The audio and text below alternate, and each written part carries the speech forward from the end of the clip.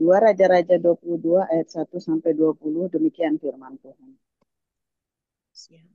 Yosia berumur 8 tahun pada waktu ia menjadi raja, dan 31 tahun lamanya ia memerintah di Yerusalem. Nama ibunya ialah Yedida binti Adaya dari Boskat. Ia melakukan apa yang benar di mata Tuhan dan hidup sama seperti Daud, bapa leluhurnya, dan tidak menyimpang ke kanan atau ke kiri. Dalam tahun yang ke-18, zaman Raja Yosia, maka Raja menyuruh Safan bin Azalia bin Sulam, bin Mesulam, panitra itu, ke rumah Tuhan. Katanya, pergilah kepada imam besar Hilkia, suruhlah ia menyerahkan seluruh uang yang telah dibawa ke dalam rumah Tuhan, yang telah dikumpulkan dari pihak rakyat oleh penjaga-penjaga pintu. Baiklah itu diberikan mereka ke tangan para pekerja yang diangkat untuk mengawasi rumah Tuhan, supaya diberikan kepada tukang-tukang yang ada di rumah Tuhan untuk memperbaiki kerusakan rumah itu, yaitu kepada tukang-tukang kayu, tukang-tukang bangunan, dan tukang-tukang tembok, juga bagi pembelian kayu dan batu pahat untuk memperbaiki rumah itu. Tetapi tidak usahlah mengadakan perhitungan dengan mereka mengenai uang yang diberikan ke tangan mereka, sebab mereka bekerja dengan jujur. Berkatalah imam besar Hilkia kepada Safan, panitra itu, telah kutemukan kitab Taurat itu di rumah Tuhan. Lalu Hilkia memberikan kitab itu kepada Safan, dan Safan terus membacanya. Kemudian Safan, panitra itu, masuk menghadap raja, disampaikannya lah kabar tentang itu kepada raja. Hamba-hambamu ini telah mengambil seluruh uang yang terdapat di rumah Tuhan dan memberikannya ke tangan para pekerja yang diangkat mengawasi rumah itu. Safan, panitra itu, memberitahukan juga kepada raja, Imam Hilkia telah memberikan kitab kepadaku. Lalu Safan membacakannya di hadapan raja. Segera sesudah raja mendengar perkataan kitab Taurat itu, dikoyakkannya lah pakaiannya. Kemudian raja memberi perintah kepada Imam Hilkia, kepada Ahikam bin Safan, kepada Akbor bin Mika, kepada Safan, panitra itu, dan kepada Asaya, hamba raja, katanya, pergilah, mintalah petunjuk Tuhan bagiku, bagi rakyat, dan bagi seluruh Yehuda tentang perkataan kitab yang ditemukan ini. Sebab hebat kehangatan murka Tuhan yang bernyala-nyala terhadap kita. Oleh karena nenek moyang kita tidak mendengarkan perkataan kitab ini dengan berbuat tepat seperti yang tertulis di dalamnya. Maka pergilah Imam Hilkia, Ahikam, Akbor, Safan, dan Asaya kepada Nabiah Hulda, istri seorang yang mengurus pakaian-pakaian, yaitu Salum bin Tikwa bin Harhas. Nabiah itu tinggal di Yerusalem di perkampungan baru. Mereka memberitakan semuanya kepadanya. Perempuan itu menjawab mereka, beginilah firman Tuhan Allah Israel. Katakanlah kepada orang yang menyuruh kamu kepadaku. Beginilah firman Tuhan. Sesungguhnya aku akan mendatangkan malapetaka atas tempat ini dan atas penduduknya, yakni segala perkataan kitab yang telah dibaca oleh Raja Yehuda, karena mereka meninggalkan aku dan membakar korban kepada Allah lain dengan maksud menimbulkan sakit hatiku dengan segala pekerjaan tangan mereka. Sebab itu, kehangatan murkaku akan bernyala-nyala terhadap tempat ini dengan tidak padam-padam. Tetapi kepada Raja Yehuda yang telah menyuruh kamu untuk meminta petunjuk Tuhan, harus kamu katakan demikian. Beginilah firman Tuhan Allah Israel mengenai perkataan yang telah kudengar itu. Oleh karena engkau sudah menyesal dan engkau merendahkan diri di hadapan Tuhan pada waktu engkau mendengar hukuman yang kufirmankan terhadap tempat ini dan terhadap penduduknya, bahwa mereka akan mendahsyatkan dan menjadi kutuk. Dan oleh karena engkau mengoyakkan pakaianmu dan menangis di hadapanku, aku pun telah mendengarnya. Demikianlah firman Tuhan. Sebab itu, sesungguhnya aku akan mengumpulkan engkau kepada nenek moyangmu, dan engkau akan dikebumikan ke dalam kuburmu dengan damai, dan matamu tidak akan melihat segala malapetaka yang akan kudatangkan atas tempat ini. Lalu mereka menyampaikan jawab itu kepada raja. Demikian.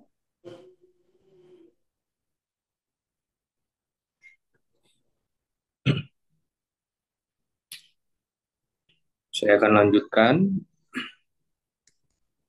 Matius pasal 5 ayat 1. Ketika Yesus melihat orang banyak itu, naiklah ia ke atas bukit, dan setelah ia duduk, datanglah murid-muridnya kepadanya. Maka Yesus pun mulai berbicara dan mengajar mereka. Katanya, berbahagialah orang yang miskin di hadapan Allah, karena merekalah yang mempunyai kerajaan surga. Berbahagialah orang yang berduka cita, karena mereka akan dihibur. Berbahagialah orang yang lemah lembut, karena mereka akan memiliki bumi. Berbahagialah orang yang lapar dan haus akan kebenaran, karena mereka akan dipuaskan. Berbahagialah orang yang murah hatinya, karena mereka akan beroleh kemurahan. Berbahagialah orang yang suci hatinya, karena mereka akan melihat Allah. Berbahagialah orang yang membawa damai, karena mereka akan disebut anak-anak Allah. Berbahagialah orang yang dianiaya oleh sebab kebenaran, karena merekalah yang mempunyai kerajaan surga. Berbahagialah kamu, jika karena aku kamu dicela dan dianiaya, dan kepadamu difitnahkan segala yang jahat. Bersukacita dan bergembiralah, karena upahmu besar di surga. Sebab demikian juga telah dianiaya nabi-nabi yang sebelum kamu. Kamu adalah garam dunia. Jika garam itu menjadi tawar, dengan apakah ia diasinkan? Tidak ada lagi gunanya, selain dibuang dan diinjak orang. Kamu adalah terang dunia. Kota yang terletak di atas gunung tidak mungkin tersembunyi. Lagi pula, orang tidak menyalakan pelita lalu meletakkannya di bawah gantang, melainkan di atas kaki dian, sehingga menerangi semua orang di dalam rumah itu. Demikianlah hendaknya terangmu bercahaya di depan orang, supaya mereka melihat perbuatanmu yang baik dan memuliakan Bapamu yang di surga. Janganlah kamu menyangka bahwa aku datang untuk meniadakan hukum Taurat dan kitab para nabi. Aku datang bukan untuk meniadakannya, melainkan untuk menggenapinya. Karena aku berkata kepadamu, sesungguhnya selama belum lenyap langit dan bumi ini, satu iota atau satu titik pun tidak akan ditiadakan dari hukum Taurat sebelum semuanya terjadi. Karena itu, siapa yang meniadakan salah satu perintah hukum Taurat, sekalipun yang paling kecil, dan mengajarkannya demikian kepada orang lain, ia akan menduduki tempat yang paling rendah di dalam kerajaan surga. Tetapi siapa yang melakukan dan mengajarkan segala perintah-perintah hukum Taurat, ia akan menduduki tempat yang tinggi di dalam kerajaan surga. Maka aku berkata kepadamu, jika hidup keagamaanmu tidak lebih benar daripada hidup keagamaan ahli-ahli Taurat dan orang-orang Farisi, sesungguhnya kamu tidak akan masuk ke dalam kerajaan surga. Kamu telah mendengar yang difirmankan kepada nenek moyang kita, jangan membunuh. Siapa yang membunuh harus dihukum. Tetapi aku berkata kepadamu, setiap orang yang marah terhadap saudaranya harus dihukum. Siapa yang berkata kepada saudaranya kafir harus dihadapkan ke mahkamah agama. Dan siapa yang berkata jahil harus diserahkan ke dalam neraka yang menyala-nyala. Sebab itu, jika engkau mempersembahkan persembahanmu di atas mezbah, dan engkau teringat akan sesuatu yang ada di dalam hati saudaramu terhadap engkau, tinggalkanlah persembahanmu di depan mezbah itu, dan pergilah berdamai dahulu dengan saudaramu. Lalu kembali untuk mempersembahkan persembahanmu. Segeralah berdamai dengan lawanmu selama engkau bersama-sama dengan dia di tengah jalan, supaya lawanmu itu jangan menyerahkan engkau kepada hakim, dan hakim itu menyerahkan engkau kepada pembantunya, dan engkau dilemparkan ke dalam penjara. Aku berkata kepadamu, sesungguhnya engkau tidak akan keluar dari sana sebelum engkau membayar hutangmu sampai lunas. Kamu telah mendengar firman, jangan berzina. Tetapi aku berkata kepadamu, setiap orang yang memandang perempuan serta menginginkannya, sudah berzinah dengan dia di dalam hatinya. Maka jika matamu yang kanan menyesatkan engkau, cungkilah dan buanglah itu. Karena lebih baik bagimu jika satu dari anggota tubuhmu binasa, daripada tubuhmu dengan utuh dicampakkan ke dalam neraka. Dan jika tanganmu yang kanan menyesatkan engkau, penggalah dan buanglah itu.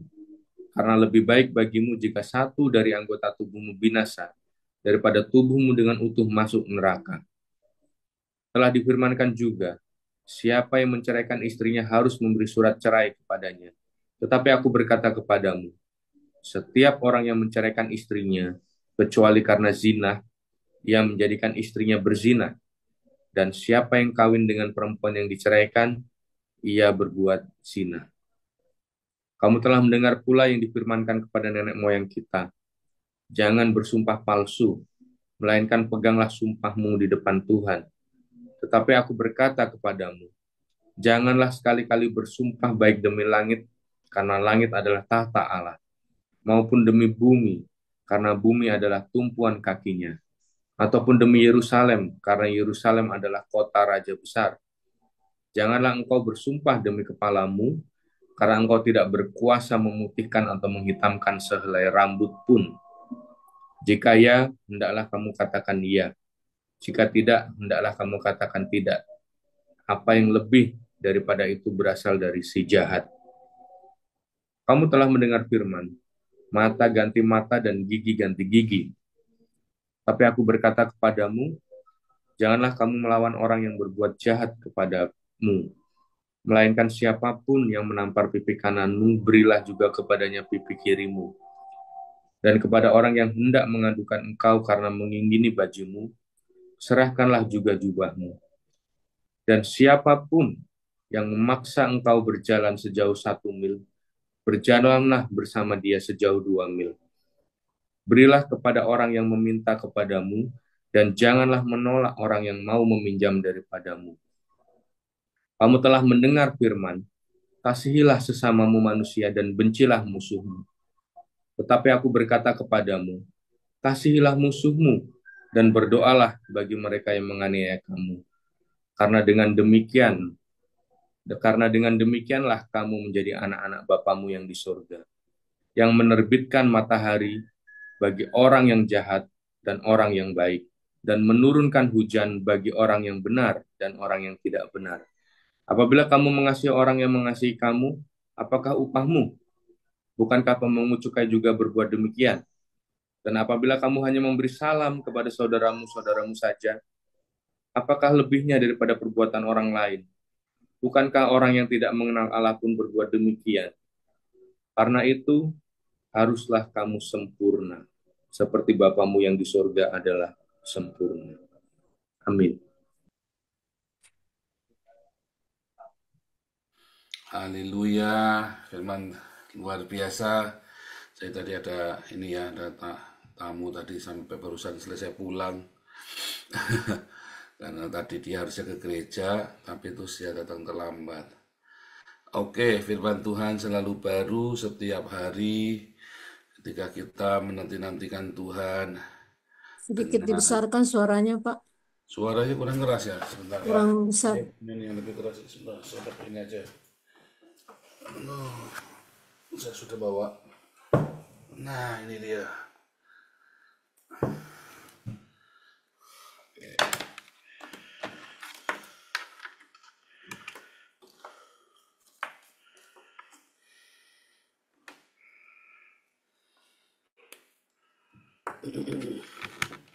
Oke, dengeran ya suaranya ya, bagus ya. Lebih keras ya. Gimana? Pak, bagus. Bagus ya, lebih keras ya. Oke, firman Tuhan selalu baru setiap hari bagi kita yang menanti-nantikan Tuhan dengan penuh cinta, dengan pengharapan yang teguh. Dan jangan lupa terus berbuat kebaikan. Jangan pernah berhenti berbuat baik, saudara. Saudara, ketika ya orang-orang Islam ini kan ada bilang Taurat, Zabur, dan Injil, saudara ya. Saudara, Taurat, Zabur, dan Injil itu mereka ngerti nggak, saudara? Taurat, Zabur, dan Injil ini. Jangan-jangan Anda juga nggak ngerti loh Taurat, Zabur, dan Injil. Ya, ada kitab yang bernama Torah, ada kitabnya, saudara. Ada kitab yang bernama Mazmur, ada. Tapi tidak ada kitab yang bernama Injil, saudara. Ya, tidak ada kitab yang bernama Injil. Kepada Musa diturunkan Torah, kepada Daud diturunkan Zabur, kepada Isa diturunkan Injil. Sebelum Yesus memberitakan Injil di dalam Lukas 4, Yohanes itu sudah memberitakan Injil, Yohanes Pembaptis. Yesusnya belum dibaptis ya. Yohanes Pembaptis sudah memberitakan Injil. Bahkan ratusan tahun sebelumnya, Yesaya 800 tahun sebelumnya sudah memberitakan Injil. Raja Daud 1000 tahun sebelumnya sudah memberitakan Injil. Ya. Nah, tapi sebenarnya di dalam perjanjian baru, ketika orang bilang Torah, maka orang-orang para rasul tidak akan bilang Torah, bilangnya hukum, nomon. Karena Torah itu artinya hukum, saudara. Ya, Torah itu artinya hukum. Jadi bukan sebuah proper name, tapi memang itu adalah definisi, ya. Adalah sebuah definisi. Sebentar ya, saya tutup. Itu adalah sebuah definisi, ya, hukum. Karena orang Yahudi hidup dengan hukum. Nah, kalau Indonesia kan ngaku-ngakunya ini negara hukum, gitu ya. Ini negara hukum. Nah, berarti ini negara Torah. Nah, itu maksudnya begitu, saudara ya. Kalau bilang Indonesia adalah negara hukum, kita tidak boleh main hakim sendiri. Nggak boleh ada orang di pinggir jalan, kita berkelahi ya. Ada orang nabrak kita, terus kita gebukin. Nah, nggak boleh. Ada orang utang, nggak bayar, kita gebukin. Nggak boleh. Harus melalui jalur hukum. Nah, itu yang namanya Torah itu, saudara ya. Itulah aslinya yang namanya Torah. Indonesia negara hukum. Nah, Israel juga sama. Israel itu punya hukum. Ya, Israel itu punya Torah. Torah itu artinya hukum. Jadi kalau Anda bilang ada ahli Torah, maka berarti dia ahli hukum, lawyer. Ya. Dan hukum itu sangat penting, saudara. Nah, selama ya zamannya para raja itu, ya, maka Torah itu hilang, saudara ya. Karena bukan hilang-hilang dicuri, tetapi hilang udah nggak pernah dibacakan lagi. Hukum itu tidak pernah diingat, nggak pernah diajarkan lagi. Semua raja-raja ini sibuk bikin hukumnya sendiri-sendiri. Padahal Israel punya hukum yang bagus. Ya, kayak Indonesia nih punya Pancasila. Tapi kan nggak Pancasila Indonesia, saudara. Dasar negara Indonesia adalah Pancasila. Tetapi Indonesia itu nggak Pancasila, loh, saudara. Indonesia itu negara Islam, loh. Faktanya ya. Fakta itu Indonesia itu negara Islam, bukan negara Pancasila, saudara ya. Indonesia ini negara hukum. Nyatanya, saudara, hukumnya nggak jalan. Iya kan? Nah, ini yang terjadi dengan Torah di zamannya Raja Yosia, ya zamannya para raja-raja Israel setelah negara itu pecah, kerajaan Israel itu pecah. Maka orang itu udah gak peduli dengan Torah. Orang itu peduli dengan agama, tapi tidak peduli dengan Torah, saudara, tidak peduli dengan hukumnya. Bahkan sampai dengan zamannya Yesus, saudara ya. Bahkan sampai zaman dengan Yesus terulang kembali. Orang itu belajar hukum, ada hukumnya, saudara. Tetapi bukan untuk ditaati hukum itu, tetapi untuk diakali, untuk dikadalin.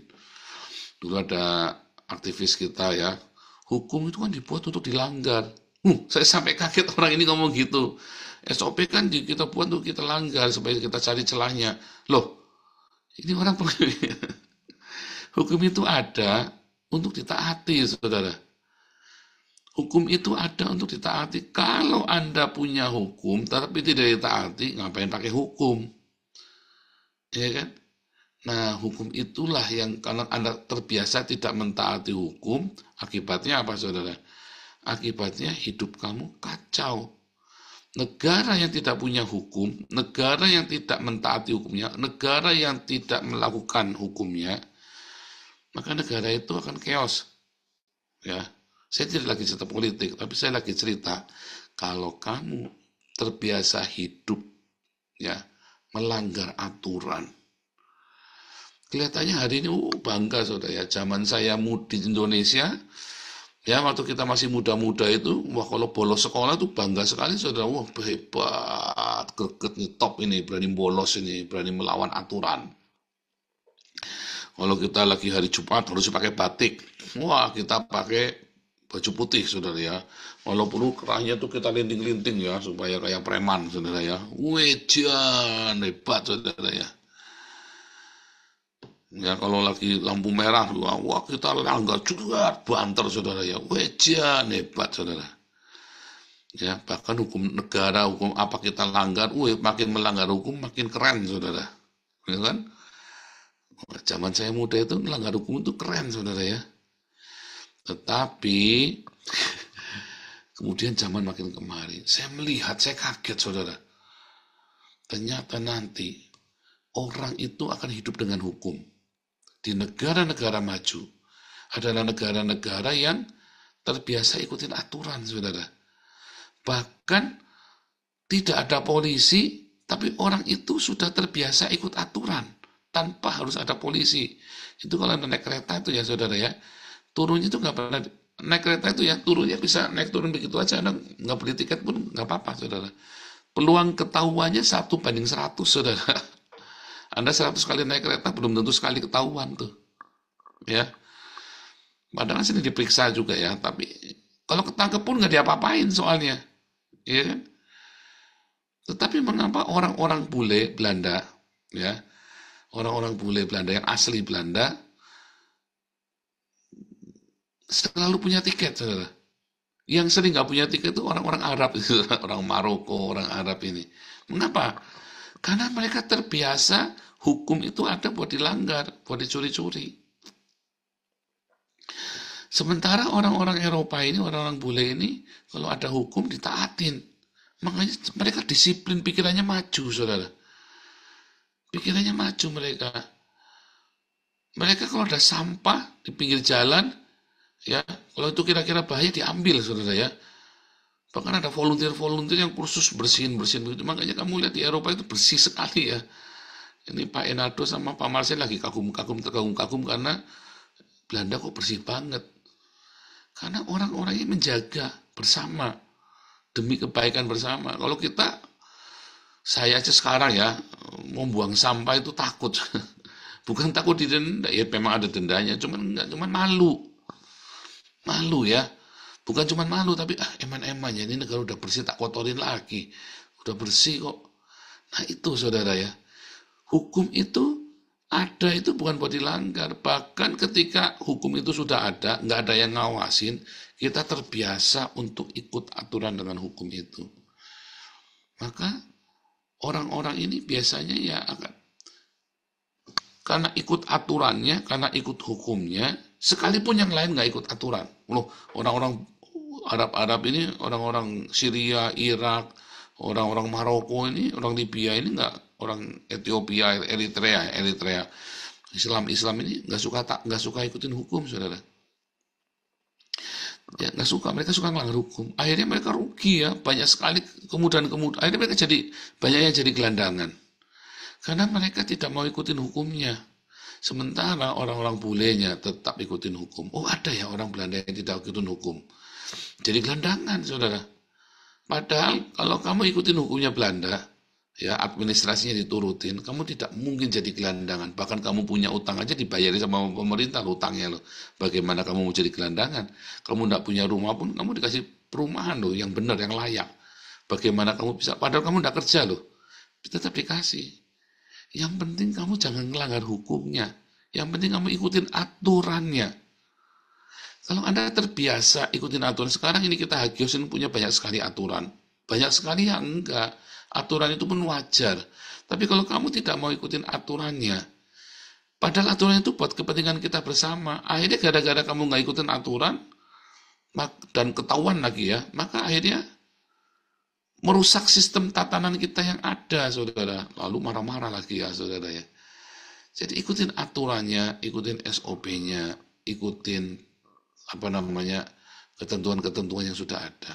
Terbiasakan, saudara, disiplin dengan hukum itu, dengan aturan itu. Termasuk dalam kehidupan sehari-hari juga sama. Biasakan, kalau naik motor ya pakai helm, kalau lampu merah ya berhenti. Yang buang sampah jangan sembarang. Kita semua sudah tahu. Jadi jangan ngomong, oh saya nggak tahu Pak. Nah yang konyolnya kalau Anda ditilang, prit.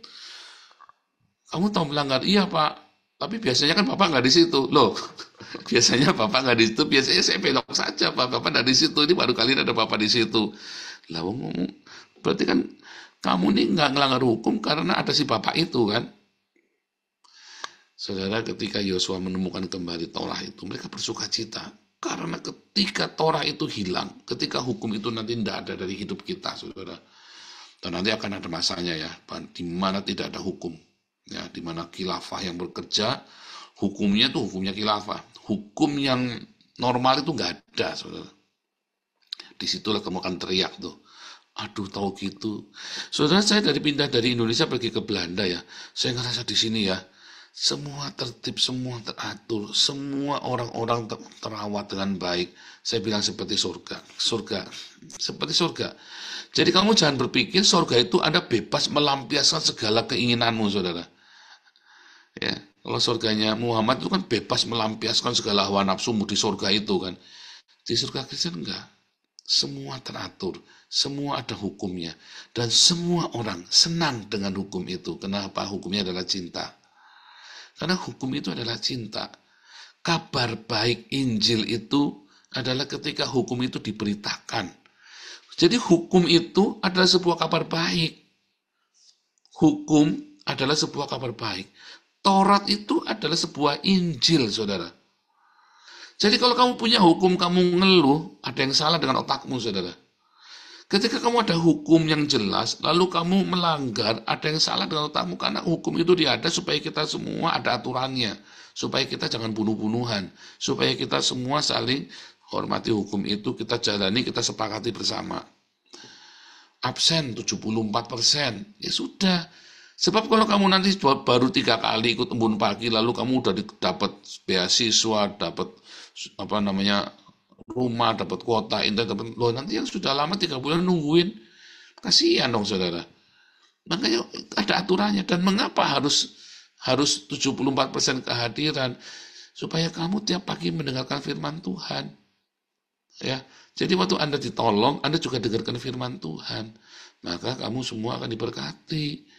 Hukum itu adalah penuh cinta. Kalau kamu menjadikan hukum itu adalah menjadi beban, maka sebetulnya ada yang salah dengan hidupmu, saudara. Sementara hukumnya itu dibuat supaya teratur, supaya kita saling mencintai, untuk merawat taman yang indah. Itu harus ada aturannya. Nggak bisa semua orang acak-acak di situ, asal nanam, asal apa, nanti jadi hutan, saudara. Tapi kalau taman itu kamu rawat dengan sebuah aturan yang disepakati bersama, maka menjadi taman yang indah. Anda ingin komunitas ini menjadi baik? Ayo kita ikutin aturan. Bagaimana kamu bisa mau ikutin firman Tuhan kalau kamu belajar tidak ikutin aturannya komunitas? Malah kebalik. Ini kan aturannya komunitas, bukan aturannya Tuhan. Lalu Anda ngotot, oh, ini saya mau ikut aturan Tuhan saja. Saya mau ikut aturan Tuhan saja. Nggak bisa. Kamu aturannya sudah jelas saja kamu nggak bisa ikut, apalagi mau ikut aturannya Tuhan. Ya cinta. Cinta itu, ya Anda baru bisa bilang cinta kalau kamu bisa terbiasa taat dengan hukum yang ada, saudara. Anda tidak mungkin ujuk-ujuk, Anda terbiasa tidak taat hukum, lalu Anda mau bicara tentang cinta. Bohong, saudara. Anda terbiasa melanggar aturan, terbiasa nabrak aturan, lalu lintas Anda langgar. Terus kamu bilang, aku punya cinta ya Tuhan Yesus, bohong, saudara. Ketika kamu biasa melanggar aturan, orang lain celaka gara-gara kamu, nggak mungkin kamu punya cinta. Ketika kamu terbiasa melanggar aturan, kamu korupsi, oh itu kan korupsi bukan uangnya dia Pak, uangnya negara. Nah, uangnya negara kan bayar pajak kan adian semua. Berarti kamu juga tidak punya cinta, bohong. Ketika kamu melanggar hukum, kamu tuh nggak punya cinta, saudara. Ketika kamu ikutin hukum dengan cinta, kalau kamu punya cinta, semua hukum akan kamu lakukan dengan mudah. Karena kamu melimpah dengan cinta. Kamu tahu hukum itu dibuat supaya orang lain juga jangan dirugikan oleh kamu, dan kita tidak perlu gegeran sama orang lain, karena orang lain mau suka-suka hatinya sama kita. Semua ada pagernya. Dengan hukum itu, cinta kita itu bisa dirawat. Jadi bukan Anda melakukan hukum dengan terpaksa, tapi karena kamu punya cinta, maka kamu punya hukum. Di dalam 1 Yohanes 4 ayat 3 atau 1 Yohanes 3 ayat 4 ya. Yang namanya dosa adalah kalau kamu melanggar hukum, ya. Dosa adalah melanggar hukum. Ya, 1 Yohanes 4 ayat 3 atau 1 Yohanes 3 ayat 4 ya, dibalik ya, saya lupa itu ya. Tetapi dalam bahasa aslinya, saudara, dosa adalah anomia. Hamartia itu adalah anomia, tidak ada hukum. Padahal hukumnya kita adalah cinta. Jadi dosa itu adalah ketika kamu tidak punya cinta.